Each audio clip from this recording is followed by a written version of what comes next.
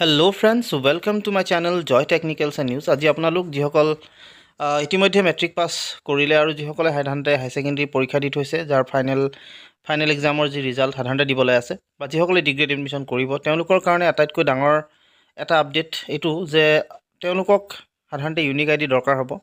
লাগিলে সি first ইয়েৰতে admission কৰক বা ডিগ্ৰীতে এডমিশ্যন কৰক, প্ৰত্যেকটো ষ্টেজতে আপোনালোকক ইউনিক আই ডি দৰকাৰ হয়। আৰু ইউনিক আই ডিটো আপোনালোকে জেনেৰেট কেনেকৈ কৰিব তাৰ ওপৰত ইতিমধ্যে মই ভিডিঅ' বনাই থৈছোঁ, আৰু সেই ভিডিঅ'টো আপোনালোকে হয়তো চাব বা চাইছে।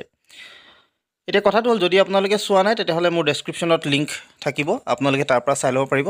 এতিয়া কথাটো হ'ল যে আপোনালোকক সম্পূৰ্ণ ষ্টেপ বাই ষ্টেপ যিখিনি প্ৰচেছ সাধাৰণতে আছিলে ইয়াৰ মই দেখুৱাই থৈছোঁ যিহেতু। চ' এতিয়া আপোনালোকে এটা প্ৰশ্ন বহুতেই কৰে যে একাউণ্টটো আচলতে মোৰ নাই, বা একাউণ্ট সাধাৰণতে আপোনালোকৰ ষ্টুডেণ্টৰ নাই, আৰু সাধাৰণতে তাত একাউণ্ট নাম্বাৰটো কাৰ দিলে হ'ব।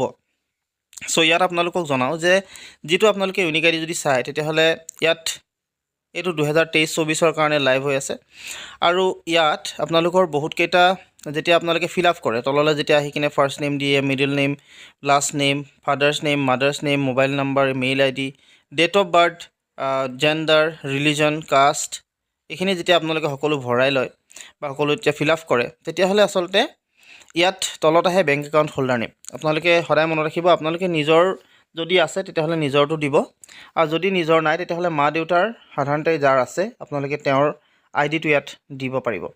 আৰু এইটো দিয়াৰ ক্ষেত্ৰত আপোনালোকৰ কোনো অসুবিধা নহয়। আপোনালোকে নিজৰ যে কেৱল নিজৰে দৰকাৰ হ'ব তেনেও নহয়, আচলতে আপোনালোকে খুলিলে আপোনালোকৰ নিজৰটো দিলে ভাল, যিহেতু তেওঁলোকে সাধাৰণতে যদি কিবা এমাউণ্ট ভৰাবলৈ হয় আপোনালোকৰ একাউণ্টত, তেতিয়াহ'লে সেই একাউণ্টটো আচলতে আপোনালোকৰ নামত থাকিলে বেছি ভাল।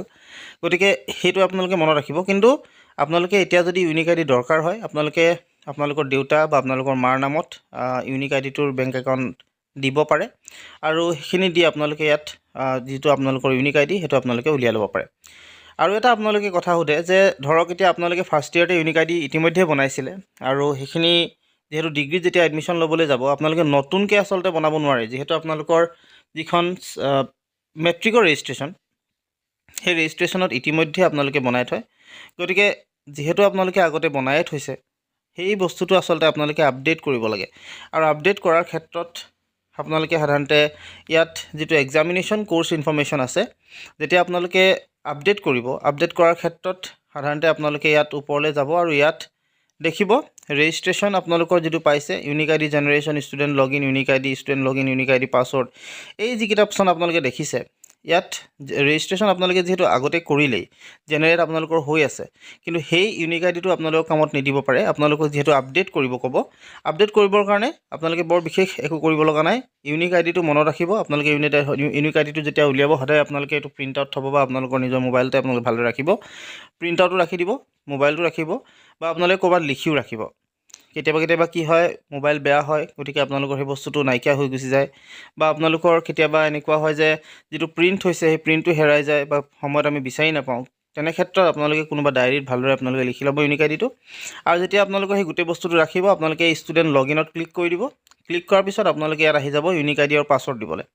ইউনিক আই ডি আৰু পাছৱৰ্ড যেতিয়া আপোনালোকে পাছৱৰ্ডটো হয়তো আপোনালোকে পাহৰি গৈছে, তেনে ক্ষেত্ৰত আপোনালোকে এটা কাম কৰিব, ইউনিক আই ডি আৰু পাছৱৰ্ডৰ বদলি আপোনালোকে ইয়াত আৰু এটা অপশ্যন দিব, সেইটো হৈছে ইউনিক আই ডি আৰু ডেট অফ বাৰ্থ।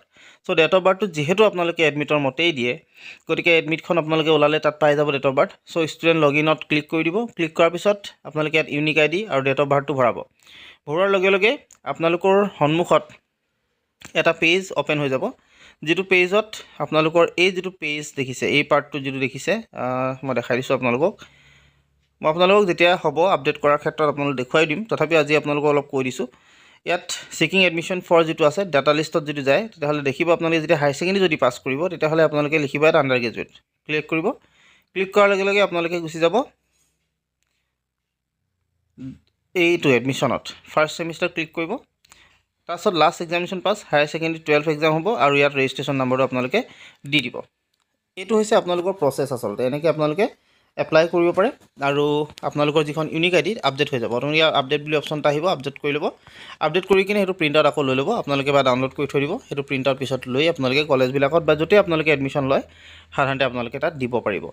চ' এইখিনি আছিল আপোনালোকৰ কাৰণে ইউনিক আই ডিৰ ক্ষেত্ৰত। আৰু বহুতে যিহেতু সুধি আছিল বেংক একাউণ্টৰ কথা, আপোনালোকক জনালোঁ। আৰু পিছৰ অৱস্থাটো যদি আপোনালোকে এতিয়া মা দেউতাৰ নাম দি কিনে ইউনিক আই ডিটো উলিয়াই পিছত আপোনালোকে যদি নিজৰ একাউণ্ট খোলে তেতিয়া আচলতে আকৌ আপোনালোকে আপডেটো কৰিব পাৰে একাউণ্টটো ভালদৰে দি বা নিজৰ একাউণ্ট দি আপোনালোকে পিছত আপডেট কৰিব পাৰিব। চ' এইখিনি আছে আপোনালোকৰ সুবিধা। আশা কৰিছোঁ গোটেই কথাখিনি আপোনালোকে ভালদৰে বুজিলে। যিহেতু প্ৰশ্ন আপোনালোকে কৰিছিলে গতিকে উত্তৰখিনি আপোনালোকক দিবলৈ চেষ্টা কৰিলোঁ। যদি ভাল পালে ভিডিঅ'টো তেতিয়াহ'লে লাইক এটা কৰি দিব, যিমান পাৰে সিমান শ্বেয়াৰ কৰিব আপোনালোকৰ বন্ধুবৰ্গৰ মাজত, আৰু চেনেলটো ছাবস্ক্ৰাইব কৰি কাষত থকা যিটো বেল আইকন সেইটো প্ৰেছ কৰি ৰাখিব। চ' আজিলৈ আপোনালোকে এইখিনি কথা জনাই এই ভিডিঅ'টোৰ পৰা বিদায় মাগিছোঁ। ধন্যবাদ।